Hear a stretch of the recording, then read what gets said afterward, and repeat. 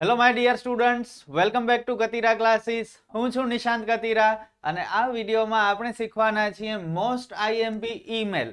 Email તમને ખબર છે કેટલા ઇમ્પોર્ટન્ટ હોય છે અને બોર્ડની એક્ઝામમાં બહુ સારું રિઝલ્ટ લેવું હોય તો ઈમેલ લખવા જરૂરી છે. અને ઈમેલ હોય પણ બહુ ઇઝી.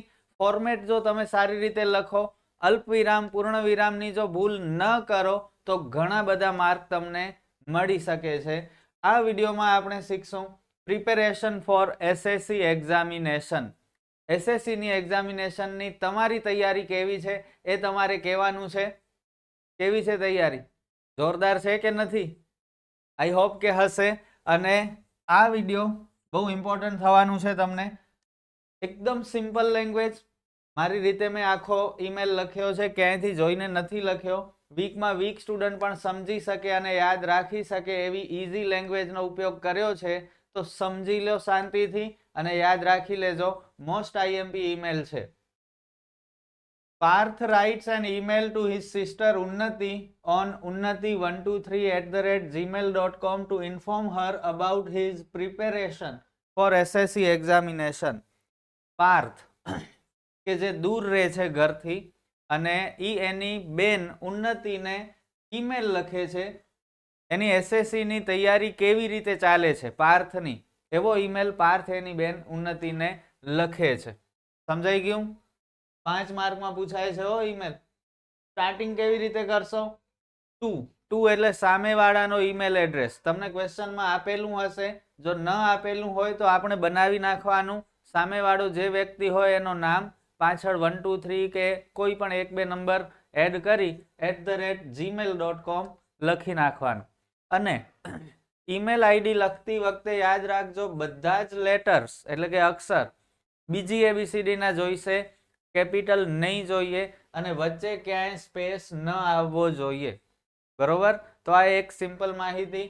આનો 1 માર્ક મળશે. સબ્જેક્ટ લખવાનો 1 માર્ક મળશે. છેલ્લે 1 માર્ક મળશે અને વચ્ચે તમને 2 માર્ક મળશે. 3 માર્ક તો ન લેવા હોય ને એને પણ મળી જાય. પણ કમનસીબે ઘણા બધા સ્ટુડન્ટ્સ ઈમેલ લખતા જ નથી અને એના લીધે માર્ક ગુમાવે છે. ઘણા ફેલ પણ થાય છે. અફસોસની વાત છે. તો સામેવાળાનો ઈમેલ એડ્રેસ, આપણો ઈમેલ એડ્રેસ ન લખવાનું હોય, ઇનબિલ્ટ આવી જ જાય. બરોબર? સબ્જેક્ટ કયા વિષય ઉપર આપણે લખીએ છીએ? Preparation for SSC examination. અહીં ફૂલ સ્ટોપ નહીં કરતા, પૂર્ણવિરામ નહીં કરતા. ક્લિયર? એસએસસી એક્ઝામિનેશનની તૈયારી. સબ્જેક્ટમાં તમને જે યાદ આવે ઓન ધ સ્પોટ એ લખી શકો છો. ડિયર ઉન્નતિ, અલ્પવિરામ ફરજિયાત કરજો નહીતર માર્ક ગયો, 1 માર્ક જશે. ડિયર ઉન્નતિ. હવે આપણે લખશું શું? પાર્થ બહુ દૂર રહે છે ઘરથી, કદાચ હોસ્ટેલમાં રહે છે અને એ પોતાના ઘરવાળાને ઈમેલ દ્વારા જણાવે છે પોતાની એસએસસીની તૈયારી. તો શું લખશે? તમે હો તો તમે શું લખો? ઇઝીલી એકદમ સહેલા વાક્ય વિચારો અને એનું ઇંગ્લિશમાં ભાષાંતર કરો. તમે જે વિચારશો ને એ જ મેં અહીં લખ્યું છે. જુઓ, I know that all of you at home are worried about my SSC examination. મને ખબર છે કે તમે બધા ઘરે મારી એસએસસી એક્ઝામિનેશન વિશે ખૂબ જ ચિંતા કરો છો.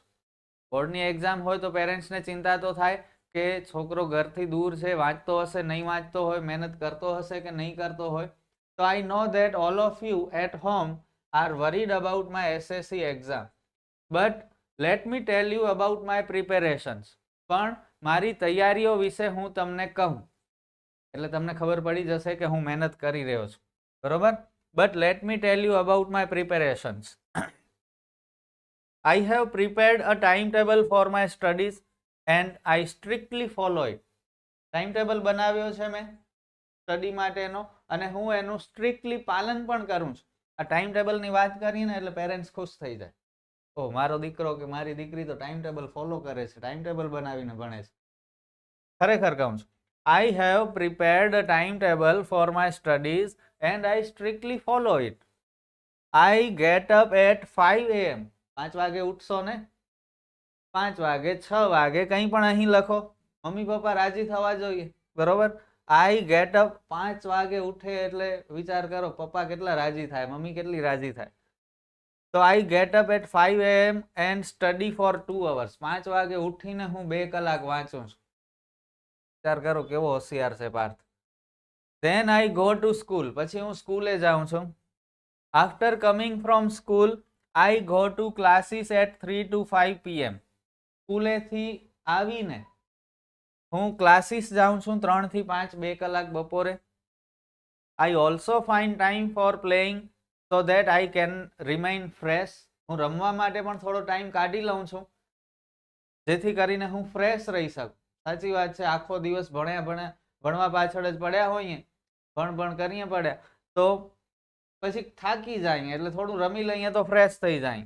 અને તમે પણ એમ કરો છો. તમે શું કરો છો? તમે આખો દિવસ રમો છો અને ભણવા માટે થોડોક ટાઈમ કાઢો છો. જ્યારે પાર્થ છે આખો દિવસ ભણે છે અને રમવા માટે થોડોક ટાઈમ કાઢે છે. ફરક એટલો છે આપણામાં. પર્સનલી નહીં લેતા, મજાક કરું છું. I solve as many papers as possible. હું બને એટલા વધુ પેપર પણ સોલ્વ કરું છું. કેટલો હોશિયાર છે. I got 87% in my prelims exam also. મને પ્રિલિમ્સ એક્ઝામમાં 87% પણ આવ્યા. I am confident that I will get A1 grade in board exam. મને વિશ્વાસ છે કે બોર્ડની એક્ઝામમાં મને A1 ગ્રેડ તો આવશે જ. બસ એટલું ઇનફ છે તમારી તૈયારી કહેવા માટે. જો બિનજરૂરી કોઈ પણ વાક્ય નથી. બધા વર્ડ્સ તમે જોઈ લો, સ્પેલિંગ બધા તમને ઓલરેડી આવડે છે, એટલે ગોખવાની પણ જરૂર નહીં પડે. માત્ર 2 વખત વાંચી લો, સમજી લો અને એક્ઝામમાં યાદ આવી જશે. ટેક કેર, ધ્યાન રાખજે. ઉન્નતિને કહે છે and convey my regards two parents. Convey એટલે યાદ, રિગાર્ડ્સ એટલે યાદ, કન્વે એટલે આપજે. મમ્મી પપ્પાને મારી યાદ આપજે.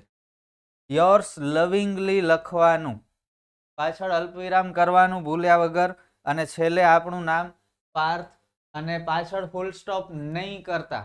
બરોબર, આપણી આદત હોય વાક્ય પૂરું થાય એટલે પૂર્ણ વિરામ કરી નાખીએ, અહીં નહીં કરતા. ક્લિયર? તો એકદમ સિમ્પલ. સ્ટાર્ટિંગનો એક સ્મોલ પેરેગ્રાફ, પછી આપણી એસએસસીની તૈયારીનો એક પેરેગ્રાફ, અને છેલ્લે ઈમેલ આપણે પૂરું કરીએ એનો એક નાનકડો પેરેગ્રાફ. યાદ રહેશે? સ્ક્રીનશોટ પાડવું છે, હું સાઈડમાં ઊભો છું, સ્ક્રીનશોટ પાડી લો.